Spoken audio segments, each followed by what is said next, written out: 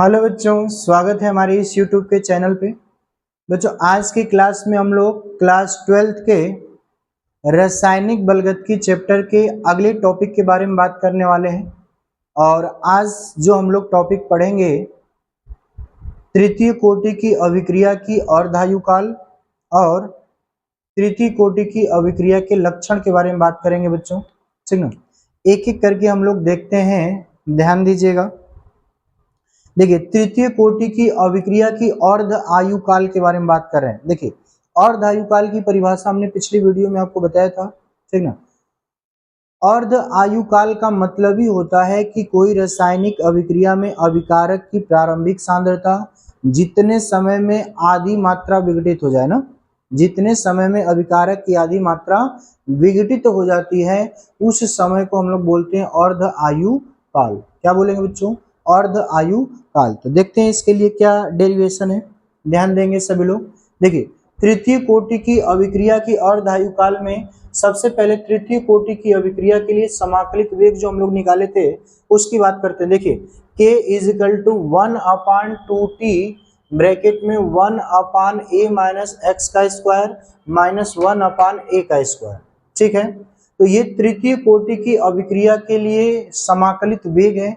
और इसमें हम लोग करेंगे क्या बच्चों, इस समीकरण में t के जगह पे हम लोग रखेंगे t हाफ, ठीक ना, और x के जगह पे रखेंगे a/2 यानी a हाफ। ठीक ना, यहाँ पे जो प्रारंभिक सांद्रता a लिया गया था उसकी मात्रा विघटित तो हो रही थी, तो उसको हमने x माना। और विघटित तो होते होते a का आधा हो जाए तो x के जगह पे a/2 रखेंगे, तो t के जगह पे कितना हो जाएगा बच्चों, t1/2, क्योंकि आधी मात्रा विघटित होने में जो समय लगेगा उसी को हम लोग बोलेंगे t हाफ। तो t के जगह पे t1/2 रखेंगे और x के जगह पे a/2 रखेंगे। जरा देखते हैं, देखिए यहाँ पे जो t है ना, इसको इधर कर दें और k को इधर कर दें तो हम t के जगह पे लिख सकते हैं t1/2 ना, t1/2 = 1/2k। k इधर चला गया, यहाँ से t हाफ इधर चला गया ना, तो 1/2k ब्रैकेट में 1/a माइनस जहां पे x था वहां पे हमने रख दिया a/2 का स्क्वायर। क्या रख दिया बच्चों? a/2 का whole square minus 1/a square. ठीक ना, देखिए ध्यान से, t half = 1/2k 1/a minus a/2 का whole square minus 1/a square. ठीक है, अब देखिए इसको आगे हम लोग देखते हैं। देखिए a में से a/2 अगर हम घटा दें तो a/2 ही तो बचेगा, तो t हाफ = 1/2k। अब यहाँ पे क्या बचा, 1/a/2 का स्क्वायर माइनस 1/a का स्क्वायर। ठीक है, देखिएगा इसका स्क्वायर करेंगे तो a स्क्वायर बटा में 4 हो जाएगा ना। देखिए t हाफ = कितना हो गया, 1/2k 1/a का स्क्वायर बटा में 4 माइनस 1/a का स्क्वायर। अब देखिए ये 4 जो होगा ऊपर चला जाएगा बच्चों, अगर ये ऊपर जाता है, देखिए t हाफ = 1/2k होगा। क्या होगा, 1/2k। अब यहाँ का 4 ऊपर चला गया तो 4/a square minus 1/a square. ठीक ना, अब जरा ध्यान से देखिए, दोनों का एलसीएम अगर बराबर है तो ऊपर वाली वैल्यू हम लोग माइनस कर देंगे, तो t हाफ = 1/2k। बताइए 4 में से 1 माइनस करेंगे तो 3 होगा, और यहाँ पे क्या हो जाएगा, a स्क्वायर। ठीक ना, तो t हाफ = 1/2k ब्रैकेट में 3/a स्क्वायर। अब इसको मल्टीप्लाई कर देंगे तो वैल्यू क्या आएगी, t half = 3/2k into a square. ये तृतीय कोटि की अभिक्रिया के लिए अर्ध आयुकाल का समीकरण है ना, तृतीय कोटि की अभिक्रिया के लिए अर्ध आयुकाल का समीकरण। ठीक है बच्चों, हमने कुछ नहीं किया है, जो समीकरण हम लोग समाकलित वेग जो निकाले थे उस समाकलित वेग में t के जगह पे t1/2 रख दिया और x के जगह पे a/2 रख दिया। ठीक ना, ये ऐसा करने से हुआ क्या बच्चों, कि जो रासायनिक समीकरण हम लोग निकाले थे समाकलित वेग का, ठीक ना, उसको जब हम लोगों ने x के जगह पे a/2 और t के जगह पे t1/2 रखा और उसको सॉल्व कर दिया तो अर्ध आयुकाल का समीकरण निकल के आ गया। और क्या निकल के आ गया, t half = 3/2 into k a square.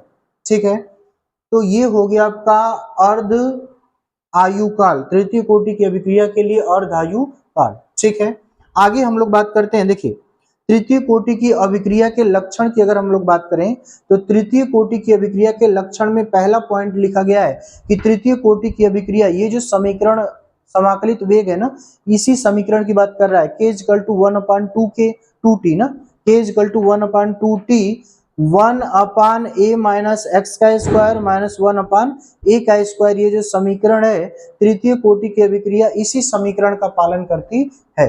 यानी तृतीय कोटि की अभिक्रिया के लिए जो समाकलित वेग हम लोग निकाले हैं, उस समाकलित वेग के आधार पे ही तृतीय कोटि की अभिक्रिया की दर होती है। ठीक ना, या तृतीय कोटि की अभिक्रिया उसी समीकरण का पालन करती है। ठीक है, आगे देखते हैं तृतीय कोटि की अभिक्रिया के लिए अर्धायुकाल।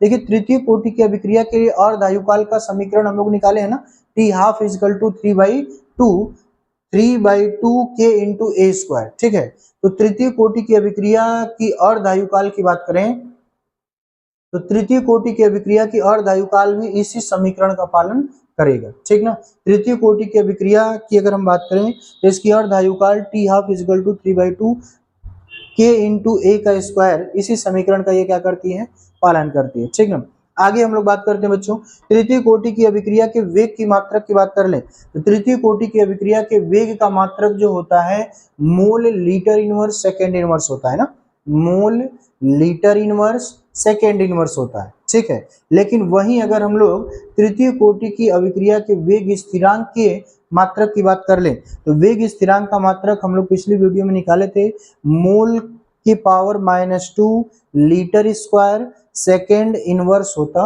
है।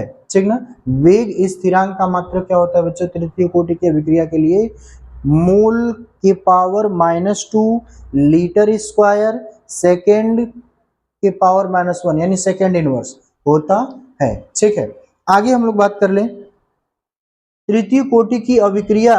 देखिए, तृतीय कोटि की अभिक्रिया में 3 अणु भाग लेते हैं। जो तृतीय कोटि की अभिक्रिया होती है उसके अभिकारक में 3 अणु भाग लेते हैं या अलग अलग 3 पदार्थ भाग लेते हैं। यानी कह सकते हैं अभिक्रिया की कोटि अभिकारक की सांद्रता के तृतीय घात पर निर्भर करती है। बात समझ में आ रहा है? तो तृतीय कोटि की अभिक्रिया की अगर हम लोग बात कर लें तो अभिक्रिया में लगभग कितने 3 अणु भाग लेते हैं। यानी हम कह सकते हैं कि 3 अणुओं की सांद्रता में परिवर्तन देखने को मिलता है। ठीक ना, तृतीय कोटि की अभिक्रिया में अभिकारक के 3 अणुओं की सांद्रता में साथ साथ परिवर्तन देखने को मिलता है। ठीक ना, यहाँ पे लिखा गया अतः 3 अणु की सांद्रता में परिवर्तन होता है। ठीक है, आगे हम लोग बात करते हैं तृतीय कोटि की अभिक्रिया को पूर्ण होने में अनंत समय लगता है। मतलब तृतीय कोटि की अभिक्रिया कितने समय में पूर्ण होगी इसका निर्धारण नहीं होता है ना, यानी कितना समय लगेगा ये निश्चित नहीं होता है। ठीक है, तो बच्चों ये हो गया आपका तृतीय कोटि की अभिक्रिया के लिए अर्धायुकाल और अर्धायुकाल और उसका लक्षण। ठीक ना, तृतीय कोटि की अभिक्रिया के लक्षण। ठीक है बच्चों।